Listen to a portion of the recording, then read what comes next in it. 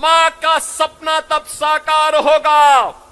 हमें बंगाल की धरती को घुसपैठियों की धरती नहीं, मां काली, मां दुर्गा और मां सिद्धेश्वरी की धरती के रूप में यह स्थापित करना होगा। और इसके लिए डबल इंजन सरकार आपके पास है। डबल इंजन सरकार यह करके दिखाती है। हमने तो किया है यूपी में, आप देखो ना, 2017 के पहले राम भक्तों पर गोली चलती थी, डंडे चलते थे, और अब दुनिया का सबसे बड़ा राम मंदिर अयोध्या में बन करके तैयार हो गया है। क्या ये लोग रोक पाए?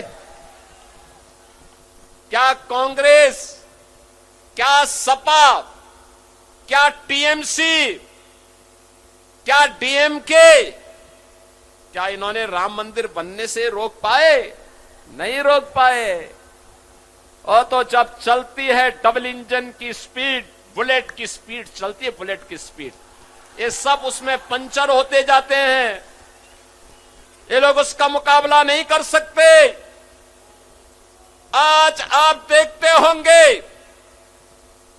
देखते होंगे यूपी के अंदर जब कावड़ यात्रा निकलती है हर हर महादेव का करते हुए, एक एक कावड़ यात्रा में 4-4 करोड़ लोग होते हैं शामिल। 4 करोड़ लोग एक एक कावड़ यात्रा में, अनेक कावड़ यात्रा निकलती है। गाजियाबाद से लेकर के हरिद्वार के बीच, प्रयागराज से काशी के बीच, अयोध्या से गोरखपुर के बीच, बरेली के अंदर, और हर कावड़ यात्रा में शिव भक्तों की पूरी टोली करोड़ों की संख्या में निकलती है। 2017 के पहले नहीं निकलने देते थे ये सपा, कांग्रेस, टीएमसी नहीं निकलने देती थी। कहते थे कि धर्मनिरपेक्षता खतरे में पड़ जाएगी, दंगे हो जाएंगे। मैं जब 17 में आया था तब भी इन्होंने कहा था नहीं, इसको हो चलने देना चाहिए। मैंने कहा देखो, दुर्गा पूजा भी होगी, कावड़ यात्रा भी निकलेगी, और मैं हेलीकॉप्टर से उसमें पुष्प वर्षा भी कराऊंगा। अगर कोई दंगा करेगा तो उल्टा टंगवा करके मिर्च का झोंका लगा दूंगा उसे। आप देखते होंगे वहां माफियाओं के साथ कैसे निपटा जाता है।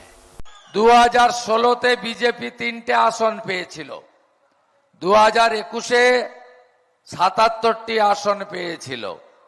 এবারে আমাকে বিশ্বাস করে রাখুন, আপনারা ফোনে রেকর্ড করে রাখুন, 177 নিচে ভারতীয় জনতা পার্টি নামবে না। আর একটা কথা আমি আপনাদের দিতে পারি, 2021-এ মুখ্যমন্ত্রী মমতা ব্যানার্জি আমার কাছে হেরেছিলেন। এবারে ভবানীপুরেও আমি উনাকে হারাবো। আপনারা প্রস্তুত থাকুন বিজয় উল্লাস করার জন্য। আপনারা প্রস্তুত থাকুন নতুন বাংলা গড়ার জন্য। আপনারা প্রস্তুত থাকুন আগামী দিনে সোনার বাংলা গড়ার জন্য। আর পুরুলিয়ার মানুষকে পরিযায়ী শ্রমিক হতে হবে না। এই শুকার সময়, গরমের সময় একটা নলকূপ, 250টা হাঁড়ি কলসি নিয়ে, বালতি নিয়ে মা বোনেদের জল আনতে যেতে হয়। এই দুর্দশা ভারতীয় জনতা পার্টির সরকার ঘোচাবে। এরা সব সভাতে বলে মোদিজি নাকি টাকা দেয়নি, কেন্দ্রীয় বঞ্চনা। এই যে বাপ বেটা এখানে আছে, বেলঘরিয়া অ্যান্ড কোম্পানি, এত বড় ডাকাত পুরুলিয়া কেন, রাঢ়বঙ্গে কম আছে। কম্পিটিশন করে চুরি করে। কোন নদীর তো অস্তিত্ব নেই।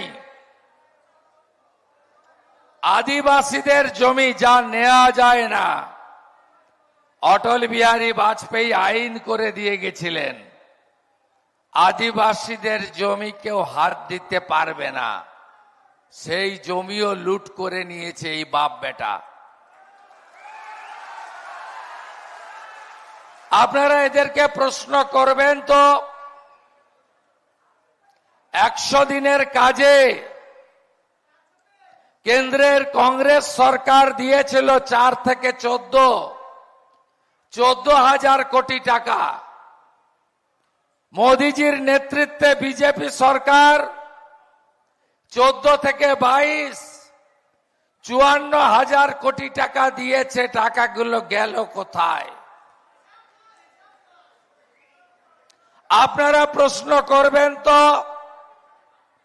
মোদিজির নেতৃত্বে স্বচ্ছ ভারত অভিযানে দেশে 14 কোটি শৌচালয় হয়েছে। পশ্চিমবঙ্গে 72 লক্ষ শৌচালয়ের জন্য টাকা দেওয়া হয়েছে। আপনাদের এলাকার কোনো মানুষ এই স্বচ্ছ ভারতের শৌচালয় পায়নি কেন? আপনারা জানতে চাইবেন না প্রধানমন্ত্রী আবাস যোজনার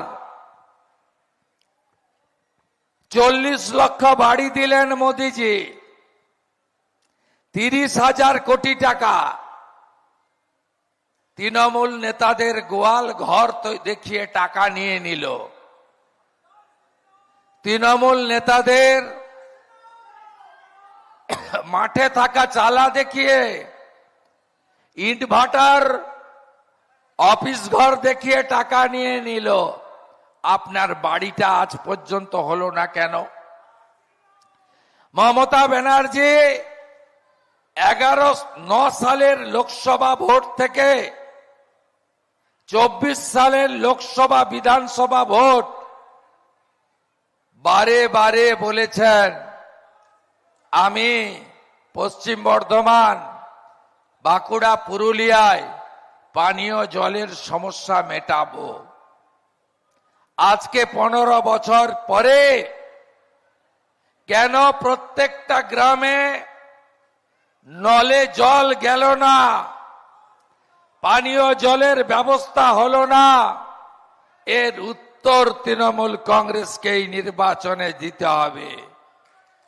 প্রধানমন্ত্রী জল জীবন মিশন এনেছিলেন, নলে জল 27,000 কোটি টাকা দিয়েছেন, এরা লুট করেছে।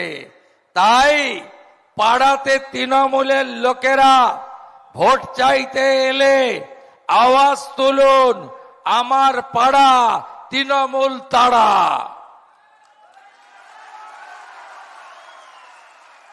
সবাই মিলে তৃণমূলকে তাড়ান। এরা চাকরি চুরি করেছে, এরা মা বোনের সম্মান লুট